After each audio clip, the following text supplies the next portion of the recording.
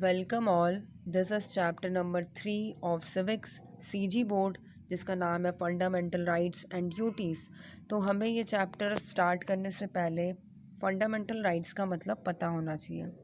तो fundamental rights actually में freedom provide करता है सिटीजन्स को।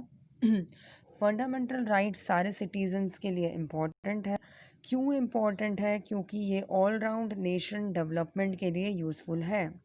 ये जो राइट है ये इनडायरेक्टली दूसरे राइट्स को अचीव करने के लिए काम आता है। जैसे कि हमारे कॉन्स्टिट्यूशन के हमारे जो कॉन्स्टिट्यूशन का नेचर है, जो कि डेमोक्रेसी है, उसके कुछ आइडल्स हैं, तो वो अचीव हों, इसके लिए फंडामेंटल राइट्स जो है वो यूज़फुल हैं।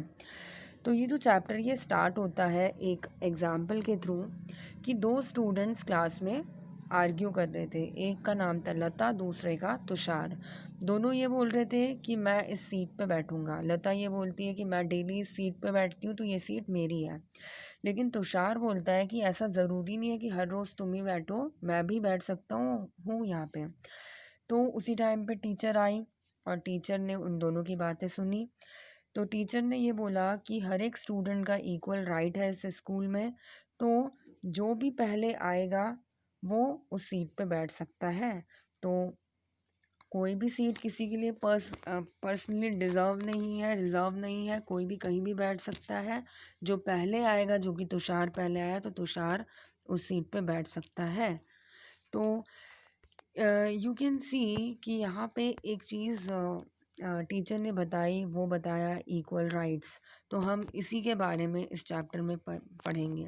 तो इसमें एक टेबल दिया हुआ है जिसमें कि पब्लिक प्लेसेस। तो पब्लिक प्लेसेस का मतलब होता है ऐसी चीज़ें, जैसे रोड हो गया, it is a public place, क्योंकि it is not for a personal, मतलब वो किसी एक पर्सन के लिए नहीं है। रेलवे स्टेशंस हो गया, टेम्पल हो गए, ये सारी चीज़ें क्या है, पब्लिक प्लेसेस हैं। तो यहाँ पे सभी का इक्वल राइट है। बाकी हम आगे पढ़ेंगे कि हमारे कॉन्स्टिट्यूशन ने हमें कुछ राइट्स दिए हैं जिनको हम बोलते हैं फंडामेंटल राइट्स। तो हमारे कॉन्स्टिट्यूशन में टोटल 6 फंडामेंटल राइट्स हैं। Right to equality, right to freedom, right against exploitation, right to freedom of religion, cultural and educational rights and right to constitutional remedies. तो हम सबसे पहले पढ़ेंगे right to freedom, right to equality के बारे में। तो राइट टू इक्वालिटी का मतलब होता है all are equal in the eye of law. हर कोई इक्वल है लॉ की नज़रों में। जो लॉ एक रिच पर्सन फॉलो करेगा, जो लॉ कंट्री का प्रेसिडेंट फॉलो करेगा, वही लॉ जो है वो नॉर्मल पीपल या फिर एक डोमेस्टिक वर्कर जो घर में काम करते हैं, या हर किसी के लिए जो लॉ है वो क्या है, सेम है। और सेकंड थिंग ये होती है कि second thing right to equality में ये बोलता है कि कोई भी डिस्क्रिमिनेशन नहीं है related to caste, creed, colour. And third thing ये कि जो प्रैक्टिस होती है अनटचेबिलिटी की, वो टोटली प्रोहिबिटेड है। मतलब छुआछूत की जो प्रथा पहले चलती थी वो क्राइम है, ऐसा आज की डेट में बिल्कुल भी नहीं है। आज की डेट में ये क्राइम है। और चौथी चीज़ ये कि हर एक सिटीज़न के का इक्वल राइट है पब्लिक प्लेसेस पे। पब्लिक प्लेसेस का मतलब होता है hospital, schools, colleges, temple, tourist place, building, touring any place. तो all these public places are equal for all the citizens. हर एक सिटीज़न के लिए ये जो प्लेसेस है ये क्या है, इक्वल है। तो यू कैन सी कि हमने राइट टू इक्वालिटी में 4 बातें बोली। पहली बात ये कि हर किसी के लिए लॉ इक्वल है, लॉ की नज़रों में हर कोई इक्वल है। और सेकंड थिंग ये बोली कि कोई किसी भी टाइप का डिस्क्रिमिनेशन नहीं होगा कास्ट, क्रीड, कल्चर, फॉर्म या इकोनॉमिकल स्टेटस को लेके। तीसरी चीज़ हमने ये बोली कि जो अनटचेबिलिटी है वो एक क्राइम है। और चौथी चीज़ ये बोली कि हर एक सिटीज़न का इक्वल राइट है पब्लिक प्लेसेस में जाने का। ठीक है, now the next we will see right to freedom. Right to freedom का मतलब होता है कि लोग फ्री हैं अपने डिसीजंस के लिए। अगर मैं इन शॉर्ट बोलूँ कि everybody is free to choose their decisions. जैसे कि हर किसी की अपनी एक चॉइस होती है।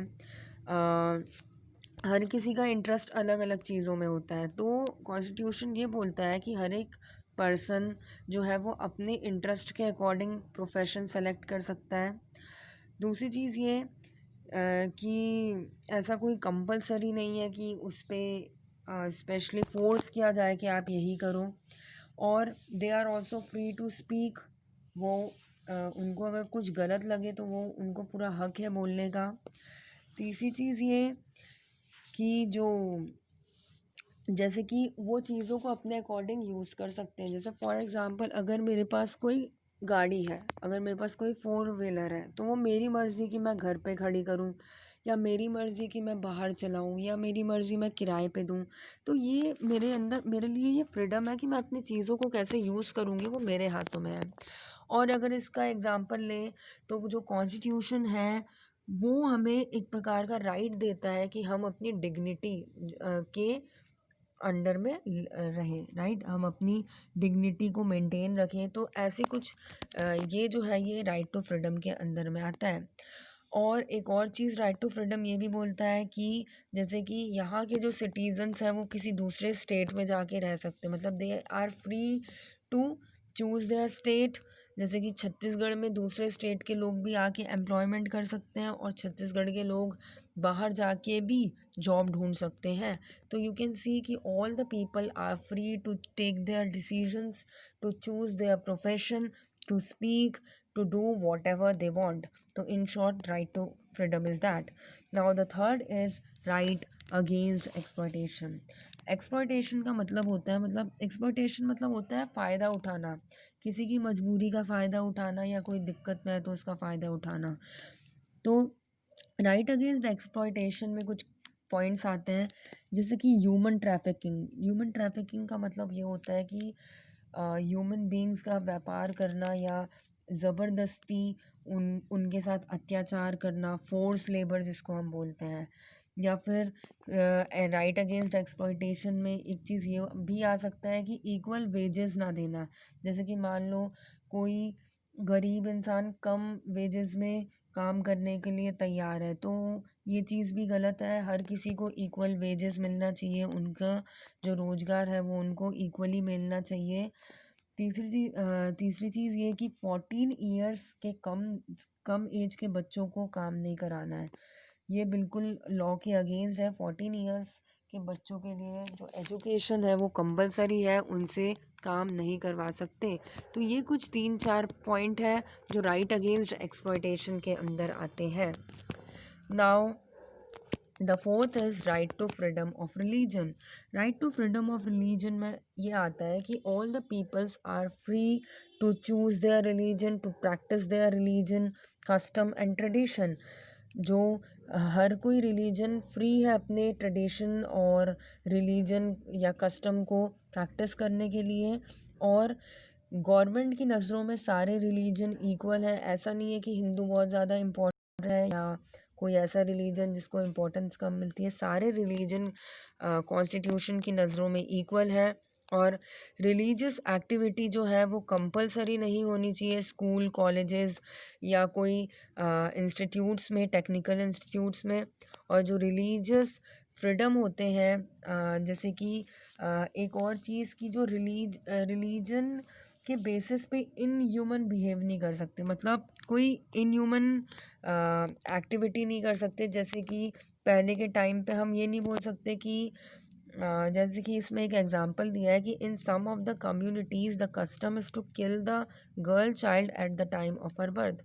मतलब कुछ कुछ कम्युनिटी कुछ कुछ रिलीजन में, कुछ कुछ कम्युनिटीज़ में कुछ ऐसा कस्टम होते हैं जो कि इनह्यूमन होते हैं, मतलब जो हमारे ह्यूमन बीइंग्स के लिए मतलब सही नहीं है करना। इस टाइप के रहते हैं, जैसे कि गर्ल चाइल्ड को मार देना, जब गर्ल चाइल्ड को मार देना, तो इस टाइप की कस्टम जो है वो अलाउड नहीं है। और दूसरी चीज़ ये, इस टाइप की religious practices such as child marriage, sati प्रथा, इसलिए ये सब आज की डेट में हम नहीं कर सकते। This is totally against the law. आज की डेट में हम इसे प्रैक्टिस नहीं कर सकते in the name of religion. Now the fifth one is educational and cultural rights. Educational and cultural rights ये बोलती है कि हमारे कंट्री में डिफरेंट लैंग्वेज है, रिलीजन्स हैं, अलग अलग रिलीजन्स हमारे इंडिया में रहते हैं। हर एक रिलीजन का अपना एक कल्चर है। तो अपने कल्चर को प्रिजर्व करने के लिए, अपनी लैंग्वेज और रिटन स्क्रिप्ट को प्रिजर्व करने के लिए कॉन्स्टिट्यूशन उनको राइट देता है कि वो अपना एक एजुकेशनल इंस्टीट्यूट खोल सकता है। जैसे कि मान लो कोई एक माइनॉरिटी ग्रुप है, वो अपने कल्चर को सेव करना चाहते हैं, क्योंकि वो कम प्रेजेंट है। तो अपने कल्चर लैंग्वेज को प्रोटेक्ट करने के लिए वो फ्री है अपना एक स्कूल खोलने के लिए। ठीक है, तो ये होता है एजुकेशनल एंड कल्चरल राइट्स। तो माइनॉरिटी ग्रुप जो है वो अपन कैसे बोल सकते हैं, जैसे कि मान लो इसमें एक एग्जांपल दिया है महाराष्ट्र का। महाराष्ट्र में मराठी बोलने वाले लोग माइनॉरिटी में नहीं है, क्योंकि महाराष्ट्र में मराठी बहुत सारे लोग बोलते हैं। लेकिन वेस्ट बंगाल में मराठी बोलने वाले माइनॉरिटी में आएंगे। तो वेस्ट बंगाल में जो मराठी बोलने वाले हैं, मतलब जो मराठी बोलने वाले हैं, वो क्या कर सकते हैं, अपना इंस्टीट्यूट खोल सकते हैं ताकि वो अपने कल्चर को प्रिजर्व कर सकें। ये होता है educational and cultural rights. Now the last but not the least, that is right to constitutional remedies. इसका मतलब ये होता है, जैसे कि मैंने आपको पहले ही बताया कि फंडामेंटल राइट्स जो हैं वो सिटीजन्स के लिए बहुत ज़्यादा इम्पोर्टेंट है। ये जो है वो इसलिए इम्पोर्टेंट है क्योंकि इसके थ्रू हमारे कंट्री के प्रिंसिपल्स, हमारी कंट्री का जो आइडल्स है या दूसरे राइट्स जो हैं वो क्या होते हैं, परफेक्ट होते हैं। तो इसीलिए अगर कोई भी सिटीज़न फंडामेंटल राइट्स को फॉलो नहीं करता है, उसको वॉयलेट करता है, उसको तोड़ता है, तो उसका हक है हाई कोर्ट में जाके कंप्लेंट करने का। मतलब उसके अगेंस्ट, जो फॉलो नहीं कर रहा है उसके अगेंस्ट वो हाई कोर्ट या सुप्रीम कोर्ट में जाके आवाज़ उठा सकता है। ये फंडामेंटल राइट है छठा नंबर का, जो कि राइट टू कॉन्स्टिट्यूशनल रेमेडीज़ है। ठीक है, तो now we will see this, here is an example given again कि एक गवर्नमेंट है। इफ़ द गवर्नमेंट, मतलब गवर्नमेंट जो है वो मान लो डैम बनाना चाह रही है रिवर में, लेकिन वो डैम जहाँ पे बना रही है उसमें 50,000 पीपल की जो लैंड है, हाउस है, वो लॉस होने वाला है। उनका लॉस होने वाला है उनके एम्प्लॉयमेंट में, उनके लैंड में। तो इससे उनकी लाइफ को इफ़ेक्ट पड़ेगा। वो 50,000 जो लोग हैं उनका क्या होगा, नुकसान होगा। तो वो इस चीज़ से बचने के लिए सुप्रीम कोर्ट में जाके आवाज़ उठा सकते हैं, एक केस दर्ज करा सकते हैं, मतलब रजिस्टर करा सकते हैं, रजिस्टर करा सकते हैं। और जो सुप्रीम कोर्ट है वो उनके फेवर में डिसीजन लेगा। ठीक है, क्यों? क्योंकि सुप्रीम कोर्ट का काम है फंडामेंटल लोगों के हित में काम का। कॉन्स्टिट्यूशन का सबसे पहला जो काम होता है वो वेलफेयर ऑफ द पीपल के लिए वर्क करना होता है। Now the basic duties of the citizen, हमने फंडामेंटल राइट्स के बारे में पढ़ लिया। नाउ कुछ ऐसी ड्यूटीज़ हैं अब जो सिटीजन्स को फॉलो करनी है। पहले तो कुछ फ्रीडम मिल गए कॉन्स्टिट्यूशन की तरफ से, अब कुछ राइट्स हैं ऐसे जो लोगों को फॉलो, ड्यूटीज़ जो मिले हैं, ड्यूटीज़ जो लोगों को फॉलो करने हैं। तो पहला है to obey the constitution and its rules. देखो, सबसे पहली बात, अपने नेशनल फ्लैग और नेशनल एंथम का रिस्पेक्ट करना, कॉन्स्टिट्यूशन में जो रूल्स एंड रेगुलेशंस हैं उसको फॉलो करना। दूसरी चीज़ ये कि अपने नेशन को प्रोटेक्ट करना सबसे पहले इम्पॉर्टेंट है। अपने नेशन को प्रोटेक्ट करना, अपने नेशन का डेवलपमेंट करना, अपने नेशन को प्रिजर्व रखना। तीसरी चीज़ ये कि यूनिटी और इंटीग्रिटी अपने नेशन की मेंटेन करना और एक साथ मिलजुल के रहना, फ्रेंडशिप से रहना, ये तीसरी चीज़ है। चौथी चीज़ ये कि हमें हर कोई रिलीजन, लैंग्वेज, कल्चर्स, हर किसी के रिलीजन्स की रिस्पेक्ट करनी चाहिए। पांचवी चीज़ ये कि हमें हर नेशंस के कल्चर और हेरिटेज को प्रोटेक्ट करना चाहिए। छठी चीज़ ये कि हमें एनवायरनमेंट को प्रोटेक्ट करना चाहिए, क्योंकि एनवायरनमेंट क्लीन रहेगा तभी एक हेल्दी ह्यूमन लाइफ पॉसिबल है। अगर एनवायरनमेंट गंदा रहेगा तो हेल्थ पे इफ़ेक्ट पड़ेगा। सातवीं चीज़ ये कि scientific thought and development of humanity, मतलब जो साइंटिफिक थॉट है उनको हमें क्या देना है, इम्पोर्टेंस देना है, और ह्यूमैनिटी को हमें और ज़्यादा डेवलप करना है। Eighth point is public property जो होती है, जैसे कि school, hospital, railway, buses, post office, ये चीज़ों को प्रोटेक्ट करना हमारी ड्यूटी है, और हर एक पर्सन की, हर एक सिटीज़न की रिस्पेक्ट करना चाहिए, किसी को डिसऑनर नहीं करना चाहिए। और tenth, last but not the least, हर एक पेरेंट्स की ये ड्यूटी है कि वो अपने बच्चों को, जो कि 14 ईयर्स तक के बच्चे हैं, उनको कंपलसरी एजुकेशन प्रोवाइड करें। तो ये कुछ ऐसी पॉइंट्स हैं जो हमें जो हमें फॉलो करना चाहिए, ये हमारी ड्यूटीज़ हैं। Now we will come to the question answers, that one those get employment वो belong to a particular caste and creed, मतलब इट इज़ फॉल्स। क्यों फॉल्स है ये, क्योंकि हर किसी का इक्वल, ये क्वेश्चन क्या बोल रहा है कि क्या किसी एक पर्टिकुलर कास्ट और रिलीजन को काम मिलेगा, नहीं, हर किसी को मिल सकता है, तो ये फॉल्स है। सेकंड ये कि क्या कोई भी पर्सन किसी भी कॉर्नर में जाके रह सकता है, यस रह सकता है, ट्रू। थर्ड चीज़ ये, public places can be used equally by the people, yes that is also true, कि जो पब्लिक प्लेस है वो हर कोई यूज़ कर सकता है, जैसे कि hospitals are open for all, transportation systems are open for all. Fourth, public interest litigation can be launched if there is a violation of right to of any group. Litigation का मतलब क्या होता है, लीगल एक्शन, ठीक है। तो अगर किसी ग्रुप के राइट का वायलेशन होता है, मतलब अगर किसी ग्रुप के साथ गलत होता है, तो क्या पब्लिक उसके अगेंस्ट लीगल एक्शन ले सकती है, बिल्कुल ले सकती है, that is true. Now we will come to the next, that is fundamental rights को हमें बताना है कि ये जो है वो किसके अंडर में आएगा। हमने 6 फंडामेंटल राइट्स के बारे में पढ़ा है, तो हमें ये बताना है कि कौन सा राइट किसके अंडर में आएगा। जैसे कि अगर 12 साल का बच्चा अगर किसी फैक्ट्री में काम कर रहा है, तो ये राइट अगेंस्ट एक्सप्लॉयटेशन में आएगा, तो इसका आंसर है right against exploitation. Next, without any reason if a person is arrested and hand by hand cuffs, तो ये क्या आएगा, राइट टू फ्रीडम, क्यों, हर कोई इक्वल है। And next is for the same type of work a women worker is paid less, अगर मान लो same काम के लिए फीमेल को कम पैसे मिल रहे हैं, तो ये कौन से राइट के अगेंस्ट है, it is right against, it is right of equality, क्योंकि जो वेजेस हैं वो हर किसी को इक्वल मिलना चाहिए, तो इसीलिए इसका आंसर है राइट ऑफ इक्वालिटी।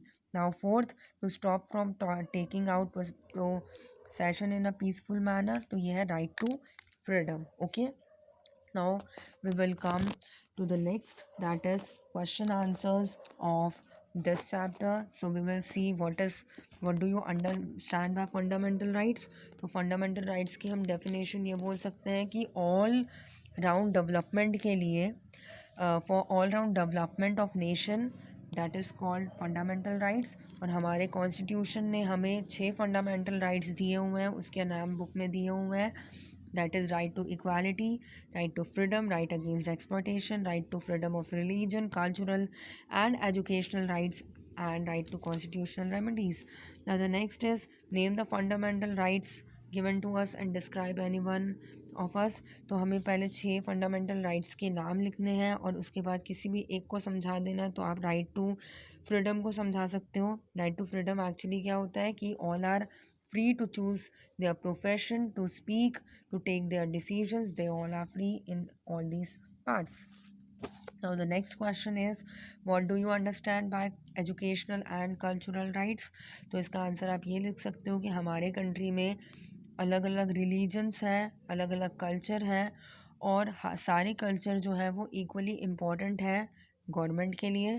तो जो कॉन्स्टिट्यूशन है वो सारे कल्चर, मतलब कल्चर को प्रोटेक्ट करने के लिए, माइनॉरिटी लोगों को अपने अपने कल्चर को प्रोटेक्ट करने के लिए वो ऐसा राइट देता है कि वो अपना एजुकेशनल इंस्टीट्यूट खोल सकते हैं ताकि वो अपने कल्चर को प्रिजर्व करके रख सकें। तो India is a country, India is a land of various languages, culture and religion. Each one has his own culture. Our constitution protects the culture, language, scripts of all, even minority community has right to open school, colleges of its own language and culture. मतलब एक जो minority community है वो क्या कर सकती है, अपना एक इंस्टीट्यूट खोल सकती है जहाँ पे उनकी लैंग्वेज बोली जाएगी ताकि उनका कल्चर जो है वो प्रिजर्व रह सके। Now the fourth question is explain with example about the right to freedom. तो राइट टू फ्रीडम के बारे में हमें इसमें पढ़ना है। तो राइट टू फ्रीडम एक्चुअली में क्या होता है कि हमारे, मैं आप लोगों को पहले ही बोल चुकी हूँ कि all are free to take their decisions and to choose whatever they want to do, and they are free to speak, expression, freedom of practice any religion और प्रोफेशन, मतलब इसमें रिलीजन भी आ जाएगा। Now the fifth is what a person should do if his fundamental rights are violated. अगर fundamental rights कोई follow नहीं करता है तो आप क्या कर सकते हो, आप कोर्ट में जाके FIR लिखवा सकते हो, ठीक है। Now the next question is, as a student, what duties would you perform? So you should follow all the rules and regulations given in the constitution and also live with unity, ठीक है। आप सभी को unity में रहना है और साथ में जितने भी रूल्स रेगुलेशंस दिए हुए हैं कॉन्स्टिट्यूशन में उसको फॉलो करना है। Now the next question is under which fundamental rights employment of, मतलब बिलो 14 ईयर्स का स्टूडेंट चिल्ड्रन अगर कोई काम कर रहा है तो वो कौन से फंडामेंटल राइट्स के अगेंस्ट है, तो it is right against exploitation. And what is the difference between fundamental rights and fundamental duties. Fundamental rights जो है वो कॉन्स्टिट्यूशन ने सिटीजन्स को दी हुई है ताकि सिटीजन्स को फ्रीडम मिले, और ये जो राइट्स हैं ये लीगल है। And on the other hand जो फंडामेंटल ड्यूटी है वो रिस्पॉन्सिबिलिटी बनती है हर एक सिटीज़न की फॉलो करने की। तो मैं एक बार आंसर इंग्लिश में बोल देती हूँ। Fundamental rights guaranteed by constitution to their citizens of having freedom. These rights are legal. On the other hand, fundamental duties is the responsibility of citizens for their country. Now in this way you can see that your chapter is got completed. I also covered question answers. If you have any doubt you can ask. Thank you.